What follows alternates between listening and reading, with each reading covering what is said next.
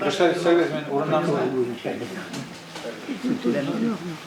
Какой-то татарша сөйлеш. Пока эйбетлеп bilmem. Постараюсь исправить впереди. Значит, акт ревизионной комиссии по проверке финансовой деятельности. Ну, он стандартный, из года в год у нас повторяется, но цифры меняются, поэтому прошу послушать. Цели подготовки тут у нас члены ревизионной комиссии были те же: Назмеев Риф Ильич, Призапова Фаима Валентиновна, Курмаев Ридит. Тут мы с ним еще раз обсудили сейчас, кое-что подкорректировали. И таким образом была проведена ревизия финансовой деятельности Самарского областного татарского общества «Туантель» за 2015 год. В результате проверки выявлено, Самарское общество «Туантель», выполняя уставные задачи возрождения и развития культуры татарского народа, проводило в 2015 году культурно-массовые мероприятия областного масштаба. И тут, как понял, как слышали, наверное, были некоторые вещи федерального там проводили, за пределами области.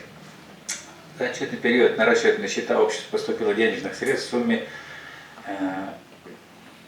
в качестве субсидии от правительства Самарской области 150 тысяч рублей.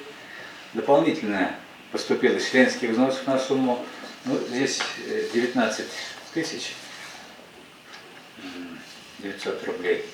Поэтому здесь немножко, наверное, поправить придется, потому что через расчетный счет такая сумма прошла. А вот я смотрю по этому, тут чуть побольше. Также еще оказана благотворительная финансовая помощь обществу в размере 210 тысяч рублей. Таким образом, доходная часть бюджета общества в 2015 году составила 372 570 рублей. При этом расходы по организации проведения мероприятий за отчетный год составили 132 756 рублей 50 копеек.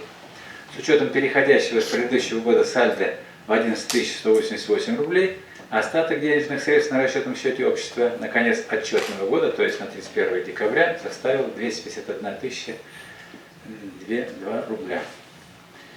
В настоящий момент они уже частично израсходованы на, опять-таки, уставные цели общества.